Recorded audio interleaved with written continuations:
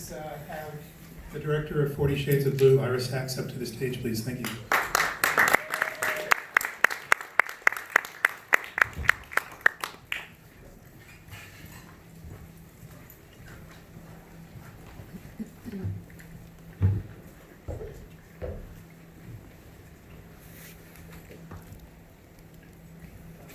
Hi, everybody.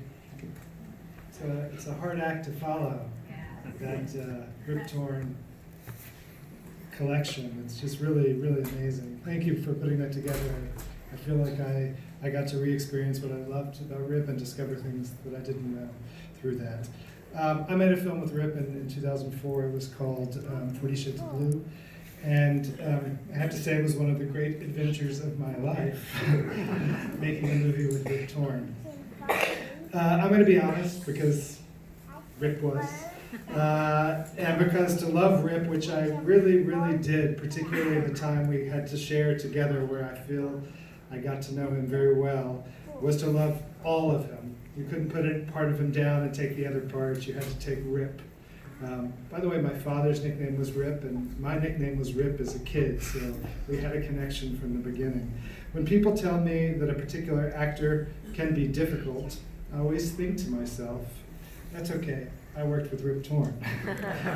He was really difficult. I'm going to say it, and it'll probably be a start. I remember one day Rip asked for, he was demanding that he have 2 pieces of ice in his prop cocktail, because he drank a lot in that movie, on screen. And when he got 2 pieces of ice and the person was shaking and they brought the ice, he screamed, he bellowed, I asked for 3 pieces of ice. And I can still hear that now. I can hear Rip. And his force is still with me. This is 25 years later. Navigating Rip's mercurial needs was nearly a full-time job. But Rip was also the best actor I've ever worked with, without question.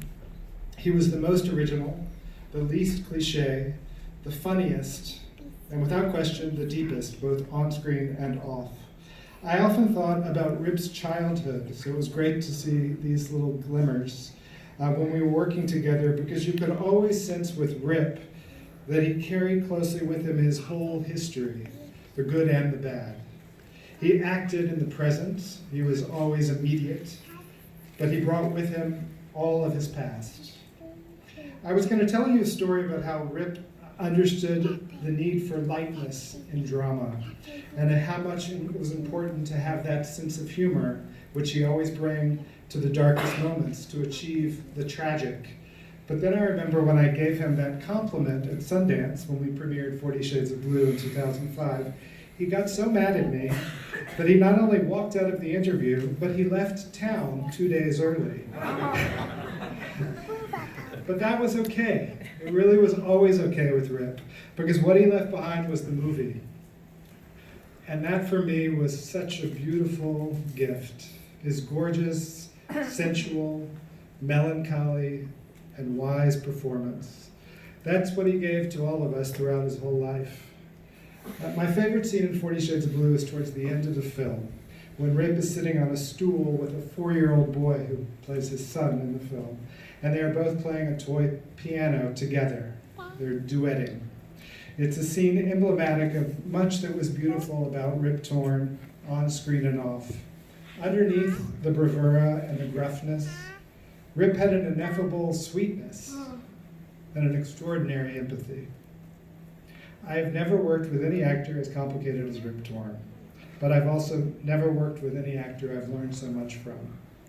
When I'm creatively lost, like I am today, I think of Rip and his honesty, his transparency, his generosity, and his fearlessness, and I have direction. I'm sad there will never be a new Rip Torn performance, but I feel so grateful for the ones we have. Thank you.